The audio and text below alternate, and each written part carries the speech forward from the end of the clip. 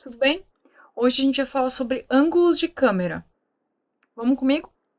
Gente, um ângulo de câmera nunca é simplesmente colocado ali naquele formato, naquele posicionamento, sem qualquer intenção por trás ou de qualquer maneira. Sempre um diretor vai estar pensando por que ele vai utilizar aquele ângulo, né? Qual é a intenção que ele quer passar, qual é a emoção que ele quer passar para o público, que tipo de interação ele está fazendo a narrativa, né, de acordo com cada personagem, passar pelos principais ângulos de câmera. O primeiro ângulo que eu quero falar é o ângulo alto ou plongé, né?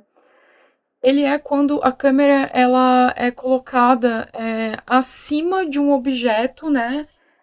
Com essa perspectiva de mostrar assim de cima para baixo. Esse ângulo plongé é para ele mostrar uma vulnerabilidade, uma impotência, uma insignificância, sabe? É, de alguma coisa que o personagem está sentindo. Então é mostrado de cima para baixo, assim, e, e é essa sensação que geralmente o diretor quer passar por trás disso, sabe? O ângulo de câmera que eu quero falar que é o contra-plongé ou ângulo baixo, né? Ele é o contrário do plongé.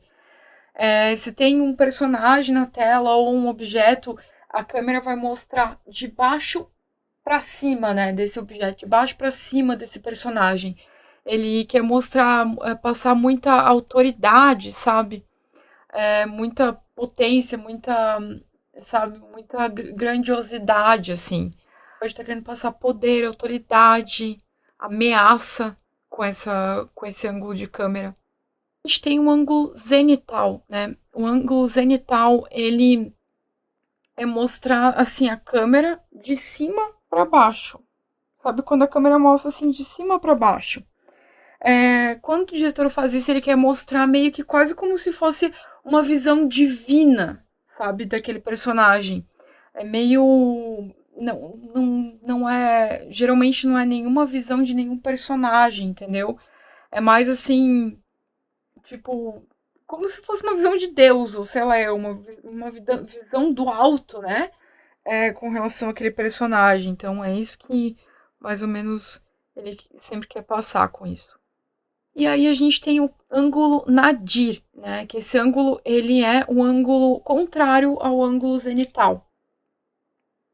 Ele é mostrado assim, a câmera de baixo para cima.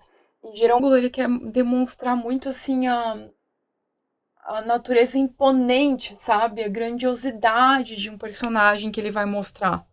A gente tem o ângulo holandês ou ângulo oblíquo, né?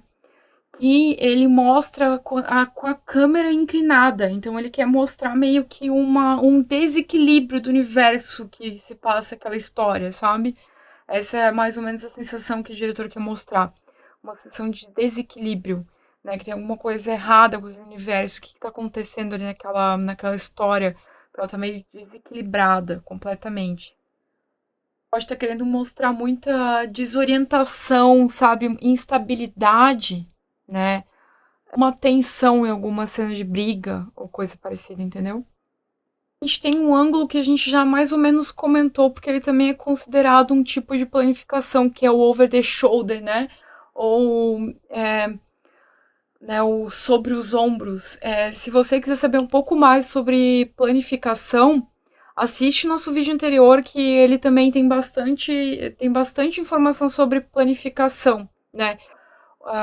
O diretor utiliza isso, ele quer mostrar uma câmera que, tipo, esteja mostrando, sem estar mostrando uma visão subjetiva, ou seja, como se fosse o olhar de um personagem, né? Ele está mostrando um olhar assim do lado do personagem com quem o outro personagem está interagindo.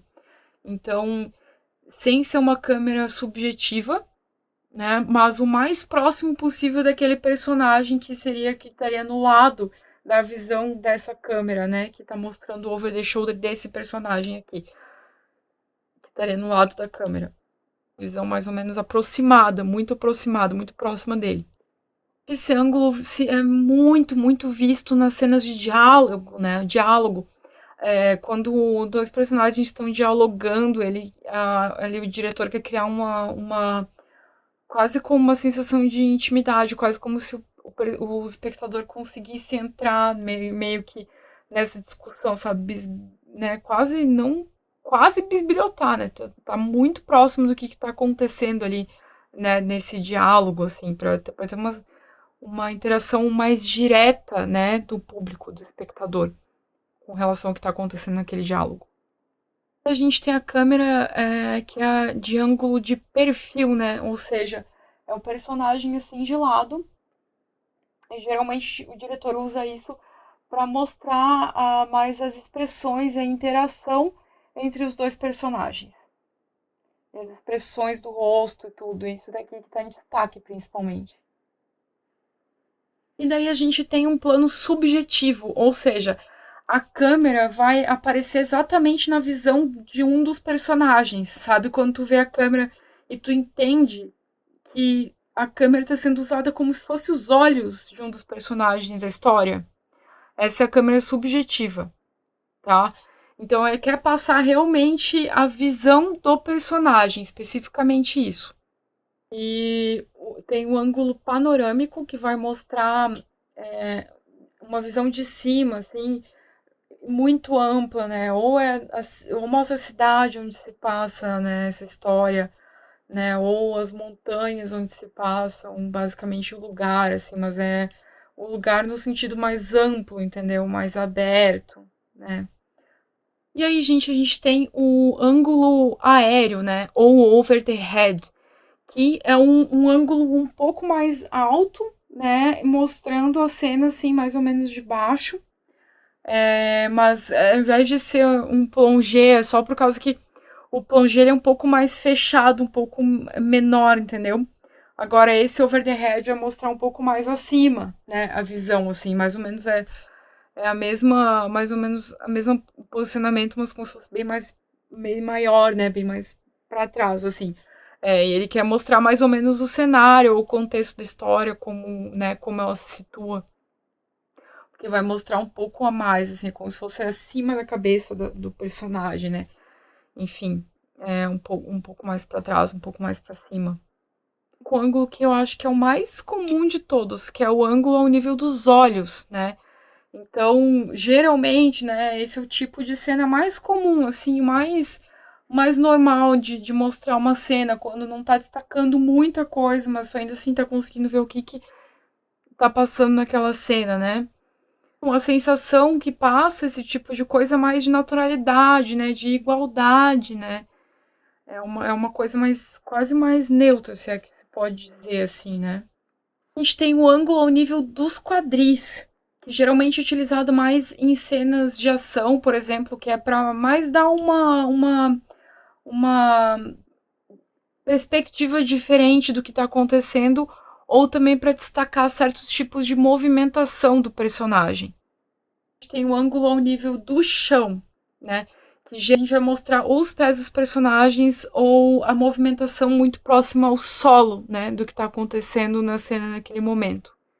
Gente, cada ângulo aí tem uma intenção diferente, tem a intenção de mostrar uma emoção diferente, passar uma emoção diferente pro público, né?